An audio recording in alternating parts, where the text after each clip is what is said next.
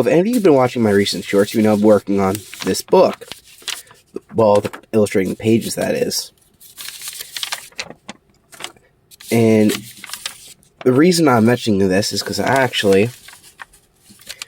we don't know what it's going to turn out. I do, but you guys don't. I'm not sure how many people know this, but I actually already made a book. And this is actually already available to purchase on Amazon. And I thought I should read it for you all, because why not? I wrote this about last year. It's called The Lightning Paws, and it is based off stuff I made when I was a kid. Little comics, but I decided to make it to start off with making books. Last year, after making it, I did a little bit on it, but I didn't really get much traction online, because obviously, so I decided I might as well promote it now. It's not the best thing in the world, but it's the first one. The one I'm working on has a better plot, I think. That's the biggest problem with this one. Not that it's bad, but we're going to read it together and see how it is. I also made a little plush toy. This was written and illustrated by me. And this is, like I said, available to purchase on Amazon. Unfortunately, with Amazon, in order to actually make a hardcover book, you have to get like a crap ton of pages. Well, even if we're going to do a short story, it's kind of annoying, but so the prices represent that more than anything else. But anyway, this is Lightning Paws, written and illustrated by me. I'm not sure how big a fan I am of this format, but we will see when I get to making the next editing of my current book. Okay, looks like I skipped the page. Isn't that lovely? Alright. Once upon a time in Dogwood City, there lived 3 orphan pets. 2 dogs and a hamster. First, there's Orby, a dog of black and white fur, who was the oldest but still young. Next, Elvis, a dog of black fur, who was a funny puppy who liked to follow in Orby's footsteps. Last but certainly not least, Little Fluffy, a hamster of orange fur, who was the youngest of the 3. These poor pets wanted nothing more than an owner to give them love, affection, and a place to stay that wasn't so wet. So one day, Orby the oldest pets decided to go out and find someone that could take care of them. Elvis wasn't too far behind him, since he always followed Orby wherever he went. Little Fluffy the hamster came along as well, since she was asleep on Elvis's back. The pets weren't so lucky on their journey, because as soon as they walked down the city streets, the situation became quite mucky, when a big dog catcher came out of nowhere and gave them a big shock. The dog catcher caught Elvis and Fluffy in just one scoop, but had a harder time with Orby, who kept jumping out of the net. Orby tripped, and unfortunately for him, got trapped in the net as well. Once they were all caught, the man took them away in a scary van. Poor little Fluffy was very scared, but good old Orby gave her a comforting pat that said, "We'll be okay." The van drove far and wide for what seemed like hours and hours. The pets were getting anxious, trying to figure out where they were going. That is when the van suddenly stopped. The dog catcher took them out of the van and dropped them into what looked like a big lab. In the lab, they didn't find any people. The only thing that stood in there was a large orange cat. It wasn't any ordinary cat, because this cat was standing.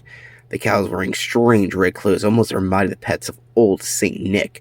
The scariest part about the cat was his red eye that was attached to his steel body. The cyber cat gave Orby a bad feeling.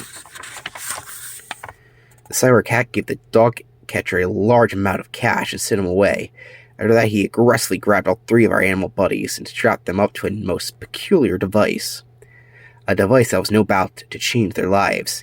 "Now hold still," the cat said to them. "This won't hurt a bit, but you might get quite a shock," he says. He laughed. The cyber cat pulled a lever on a strange machine. That's when a blast of light came shining down on the pets, almost like a bolt of lightning. They felt intense pain like they never felt. All the hairs on their bodies stood up. Fortunately, the shock was over very quickly. When the light vanished, something quite extraordinary had happened. Our 3 pets awakened from the shock and were now in dazzling, sparkling costumes, which shone brighter than a golden beam of sunlight. "This is quite amazing," said Orby, who was shocked at the words that had just left his mouth. Well, Orby, you can talk, replied Elvis, who was just a stun in his own mouth. Fluffy replied, This is the best day ever, and we're sure to get an owner now. The orange cat laughed at this remark. Owner, how ridiculous, he said in a posh voice. You belong to me now. I am your owner, and I say that humans are quite bad. Why am I going to take... Yeah, I made a typo, and I'm mad.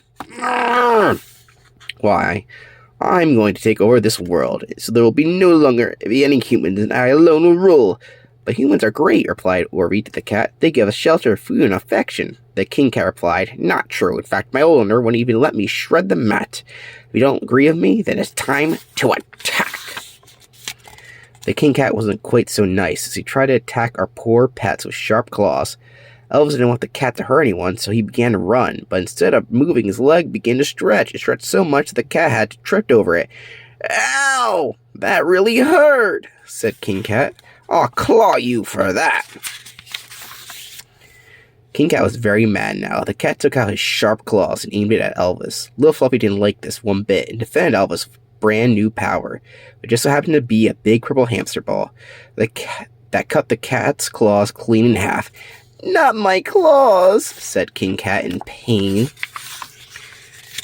Orby was the last to try out his new powers, which he discovered when he tried to jump into battle. However, there was no ordinary jump, because when he lifted his legs in the air, instead of jumping, he began to fly.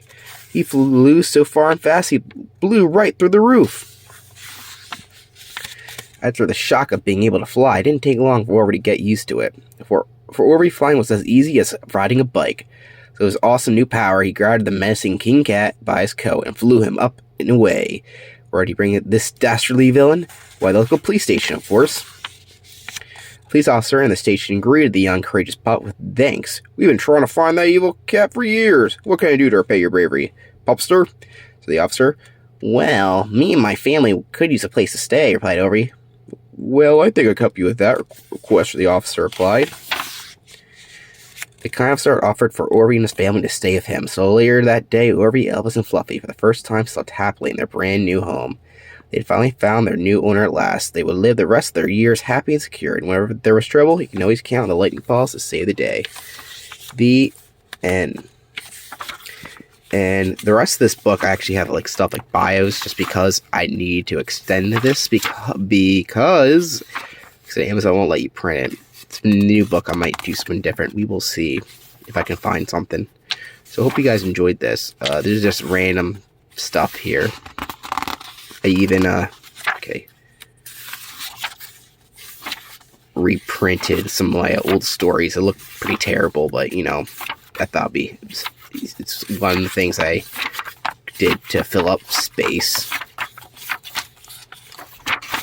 And there you go. Here's the back of the book. So this is available to purchase on Amazon. There'll be a link in the description. So yeah, that's Lightning Paws. Thank you for reading, and I will let you update on the book I'm writing right now if you want to know more about that, or if you're more interested in this.